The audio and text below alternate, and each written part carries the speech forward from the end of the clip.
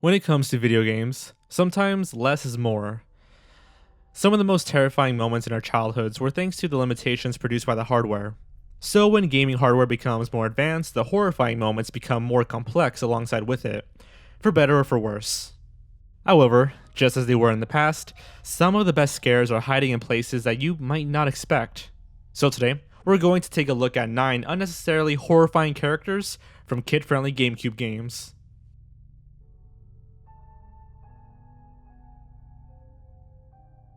Nascour from Pokémon Colosseum. The Pokémon franchise usually keeps its big sweeping adventures confined to Nintendo's handheld devices, with smaller and simpler entries making their way to consoles, such as Pokémon Snap and Pokémon Puzzle League. In 2003, that all changed with the release of Pokémon Colosseum for the GameCube, a full-fledged Pokémon adventure game that was a radical departure from the series in tone and setting. Instead of playing as a wide-eyed 10-year-old kid, you play as an ex-con taking down the criminal underworld. Instead of green pastures and Japanese-inspired cities, the game takes place in a desert wasteland, full of urban cities filled with crime and corruption.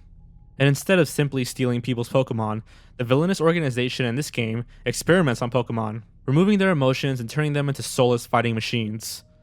The one ordering these experiments must be truly heartless, and it would appear that that person is Nascour, the apparent leader of Cipher. Towering over the other characters in the game, Nascour is a tall, muscular man with long, white, serpentine hair and blood-red eyes. He is stoic, intimidating, and secretive, never averting his gaze from staring down the player. And when you finally get to battle him, there is no music. Unlike every other boss battle in the game, or in the series for that matter. The only sounds you hear during the battle are the cheering of the crowd, and the wails of the Pokémon beating each other. I love Pokémon Colosseum, and I think it has some really good music, but the lack of music just builds up a sense of anxiety, a feeling that you're facing a being that's much more than he seems. After defeating him, he becomes desperate and is arrested, reminding you that he is indeed just a human and is only intimidating in appearance. But for the majority of the game, you felt his presence, always in the background, waiting, watching, and the fight was pretty much worth the wait.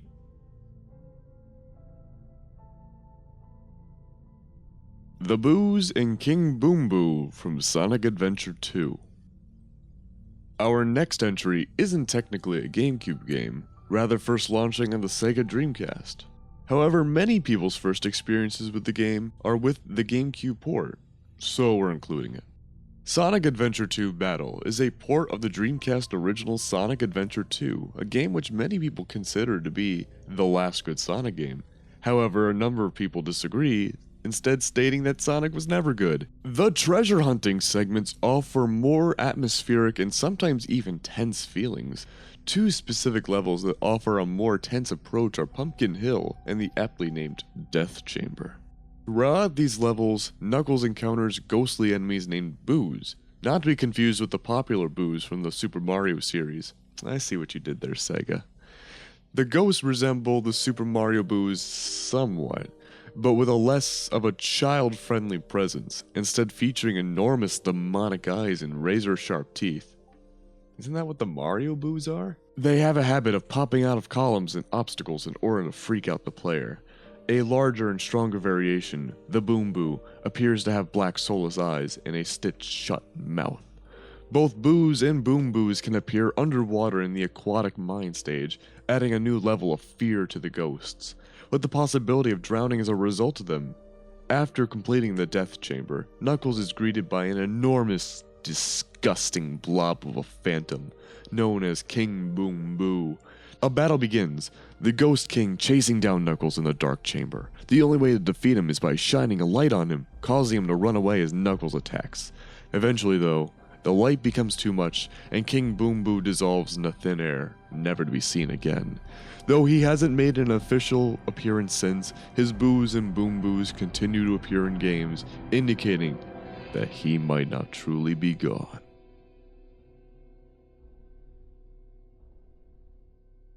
The Ghosts. Luigi's Mansion. Speaking of ghosts, let's talk about Luigi's Mansion.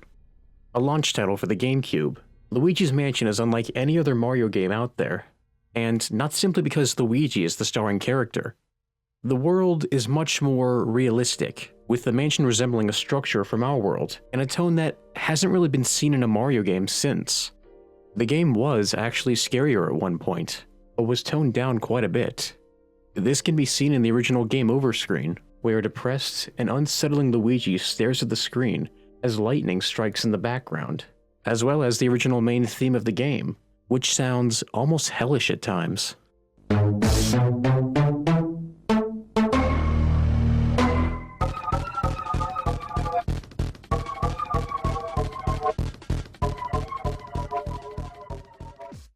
Despite the game being toned down a bit, it is still remarkably more disturbing than any other game in the Super Mario franchise, and that is seen clearly with the ghosts that inhabit the mansion. Death is never really acknowledged in the Mario franchise, despite Boo's and other ghosts appearing throughout the series. However, the ghosts in this game clearly were alive at some point, and some of their deaths are revealed to be quite upsetting. After capturing the ghosts, you're able to read a bio about them, going more into detail about their dark pasts. The ghost baby, Chauncey, was apparently born a ghost, alleviating any fears that Nintendo has a canonical dead infant in a Mario game. Still a disturbing concept though. The gluttonous ghost, Mr. Lugs, apparently ate himself to death, possibly dying from a heart attack or obesity. Or maybe he actually literally ate himself to death. Another young ghost, a girl named Sue P's bio reads, "What was meant to be a short nap seems to have turned into an eternal rest for sweet Sue P." Jesus, Nintendo! The ghosts in this game are absolutely terrifying, not simply because of their appearance or ghostly nature, but because of their history and implications. Child death in a Mario game is the very definition of unnecessarily horrifying.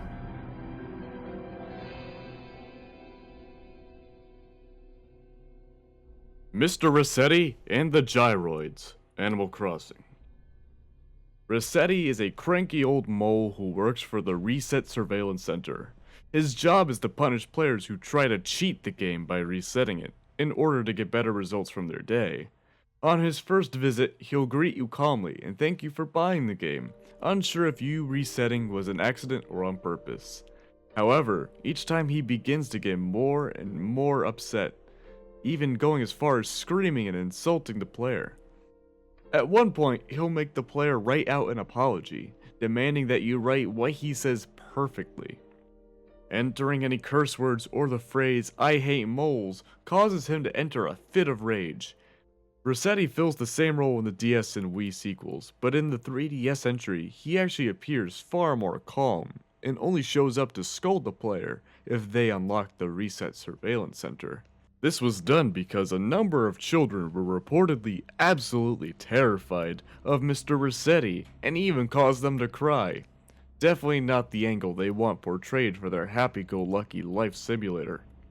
Our next example from the Animal Crossing series is a bit more morbid. Throughout the game, you'll find star-shaped cracks on the ground that you can dig up with your shovel.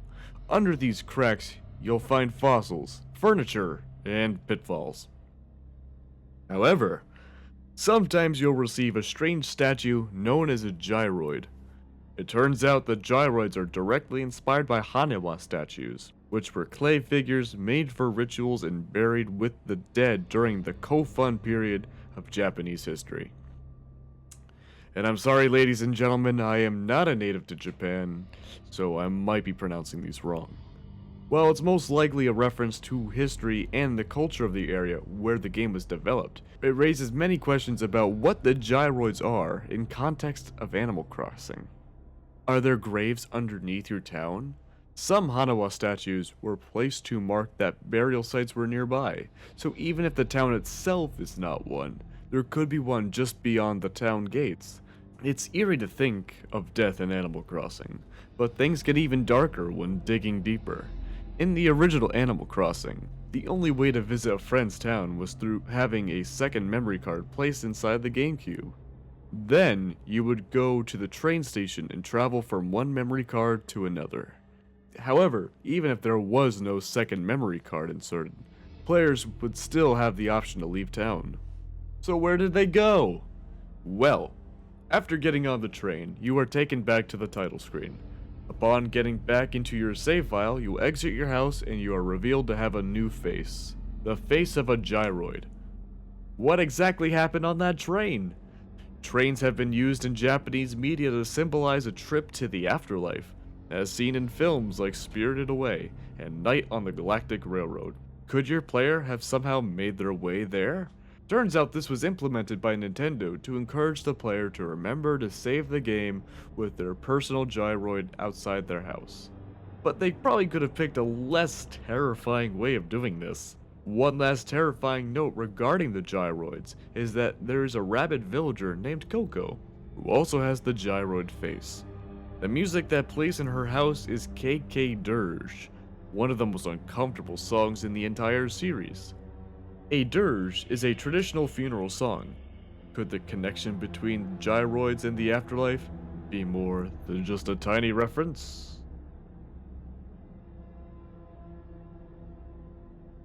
Giga Bowser, Super Smash Bros. Melee. In recent years, Bowser has kind of lost his edge. Even in the recent Super Mario Odyssey, he's been portrayed as more of a villainous goofball rather than a truly fearsome, terrifying dragon. However, for a brief moment in Super Smash Bros. Melee, the fear of facing Bowser was revived in the form of Giga Bowser. After the victory screen, ominous noises ring throughout the arena as Bowser's static trophy rises from the depths. Cracks appear all over it, and soon, a new Bowser bursts from within, Giga Bowser. This gargantuan, hellish version of Bowser is the true final boss of the game, and a tough one at that. He is essentially Bowser on steroids. Visually, Giga Bowser is much more primal and carnivorous than normal Bowser, seemingly losing any sense of character or personality his old self had in exchange for pure bloodlust. With a dark green skin tone, devilish horns, longer and sharper spikes, and small, soulless eyes. It's almost like a version you would see in a nightmare. Giga Bowser was created as a throwback to Bowser's more threatening appearances before Super Mario 64.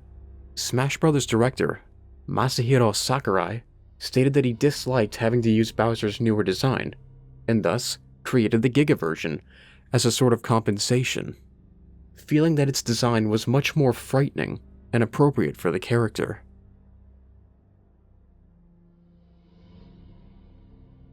Blameitonjorge from Super Mario Sunshine.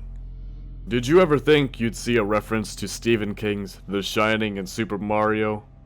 Well, it's not just some little Easter egg tucked away in a corner of a level. It's a boss battle that's stuck in the minds of many gamers since childhood.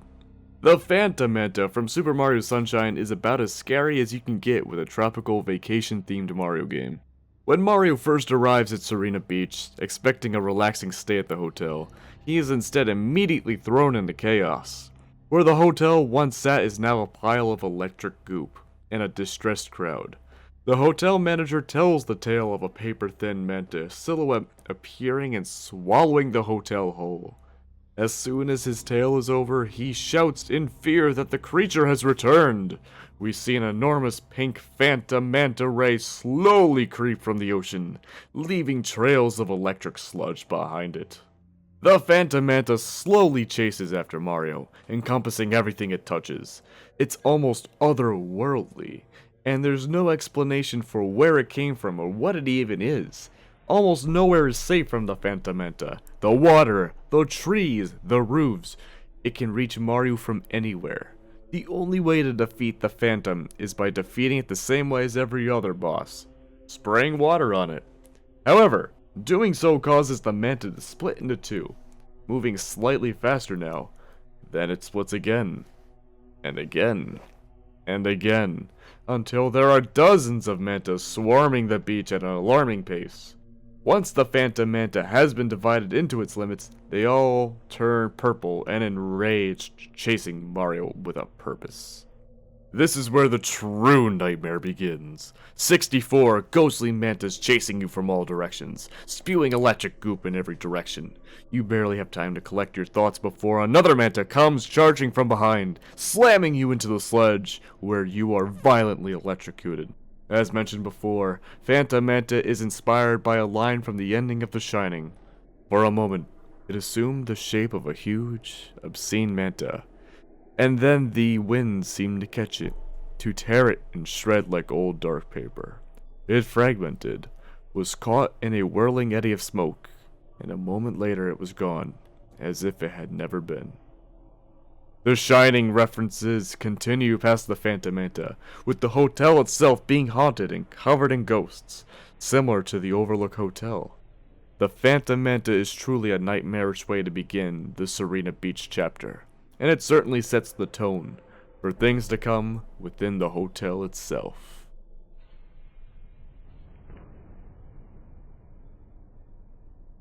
The Water Wraith from Pikmin 2. While the Pikmin themselves are cutesy and adorable, their franchise is anything but. The Pikmin series places you in the shoes of Captain Olimar, an alien who crash-landed on our planet. Unfortunately, he's the size of an ant, and the game immediately makes you feel the fear of being that small. While many of the monsters you encounter are certainly frightening, nothing compares to the dreaded Water Wraith.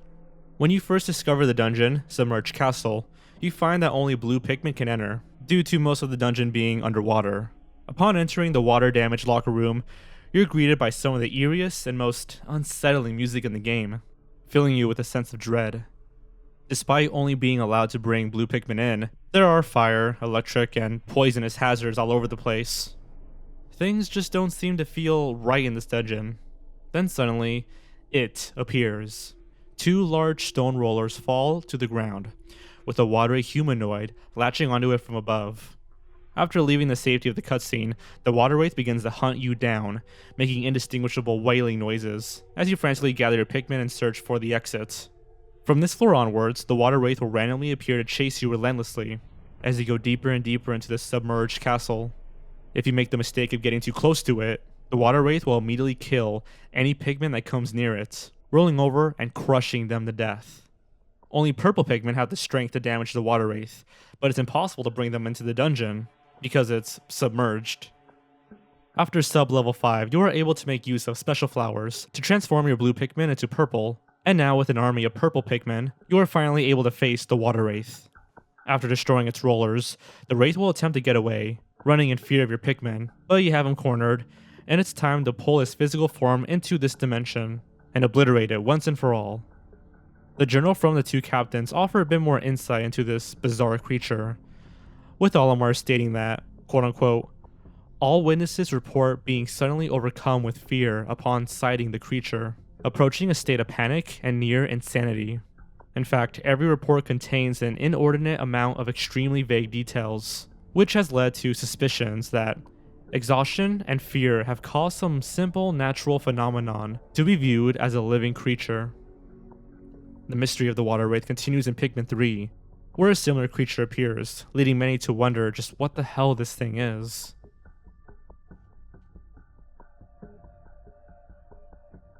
Dark Link, The Legend of Zelda, Twilight Princess. Link was sort of created as a homage to Peter Pan, as seen with his clothes and fairy companion. A notable aspect of Peter Pan is his quarrels with his shadow, which is reflected in the Zelda series with Dark Link. First appearing as the final boss of Zelda 2, The Adventure of Link, Dark Link has appeared as a mini-boss in many other Zelda titles, such as Ocarina of Time, A Link to the Past, and Spirit Tracks. His most terrifying appearance, however, is the one where you don't fight him at all. In Twilight Princess, standing underneath the Triforce are 3 Dark Links, representing a group known as the Interloopers. These beings use dark magic to take hold of the Triforce and kill Link. We then see that one of the Dark Links is now Link himself, embracing the dark magic and crossing a line that was never meant to be crossed. This incarnation of Dark Link is the culmination of every appearance he's made thus far, a reflection of Link's dark desires and impulses. Link is the literal link between the player and the game, and having Dark Link represent all of humanity's temptations and failures makes for a very haunting depiction. This isn't just the history of Hyrule, it's the history of us. Those who cannot remember the past are condemned to repeat it.